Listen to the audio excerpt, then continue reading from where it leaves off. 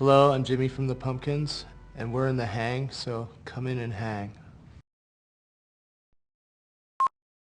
I grew up listening to like a lot of what would be considered like the basic classic rock, Rolling Stones, Beatles, Cheap Trick, Boston, everything that you could think of that would be top, you know, of rock. I listened to it, Deep Purple and Black Sabbath.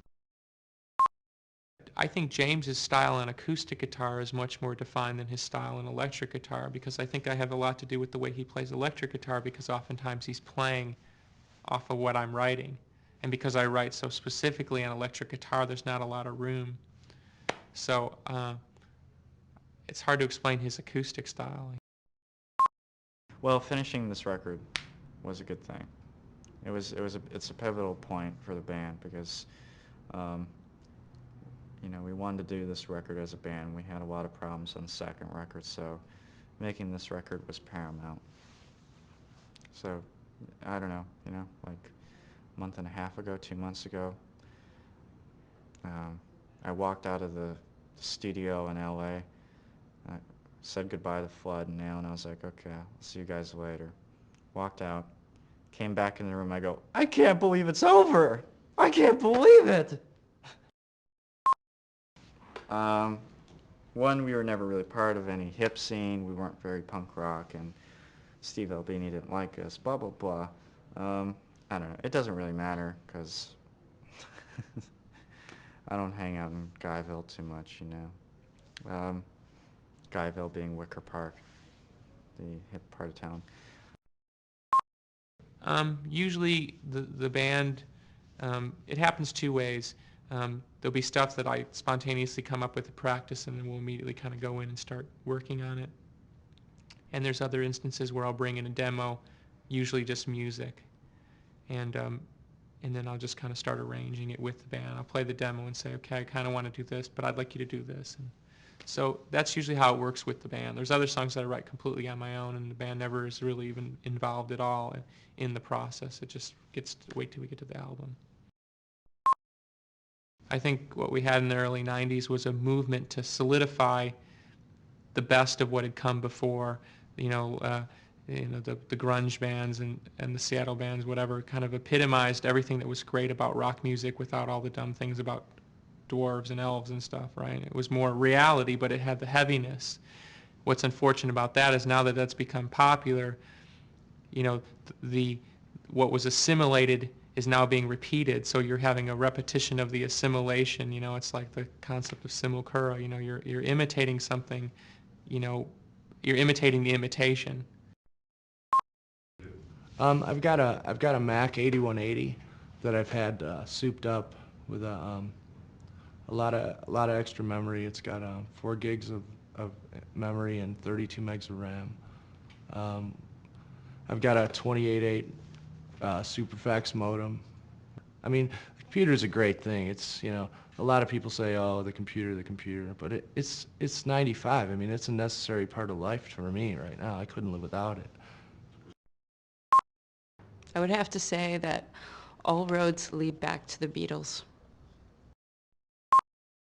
We play amazingly different.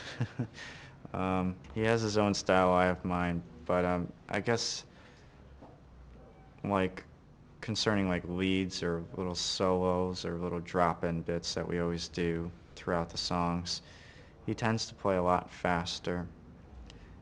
He has a lot more, I think what they would call vibrato on the string, and I'm extremely laid back. I play simpler melodies.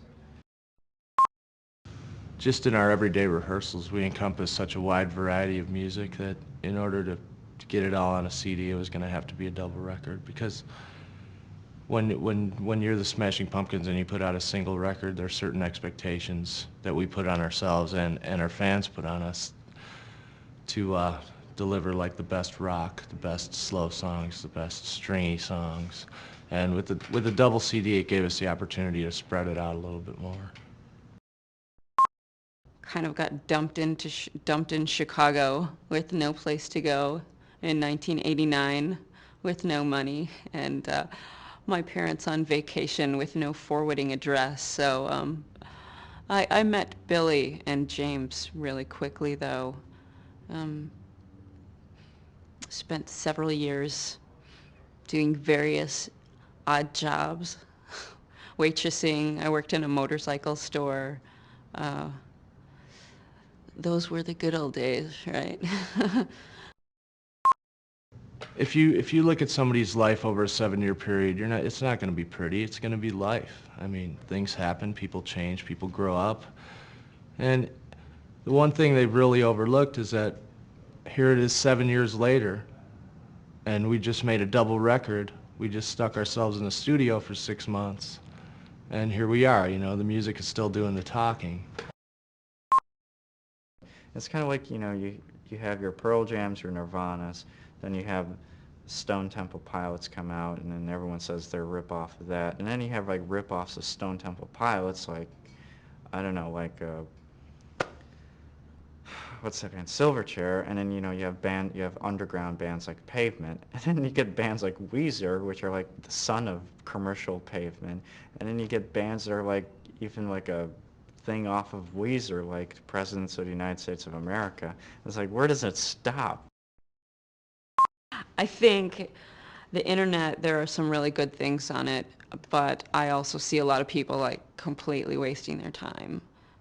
Just spending hours and hours and hours gossiping and living vicariously through other people, and it's ridiculous. I suppose it's no different from, when I was a teenager talking on the phone 3 hours a day. So I hope kids will grow out of it.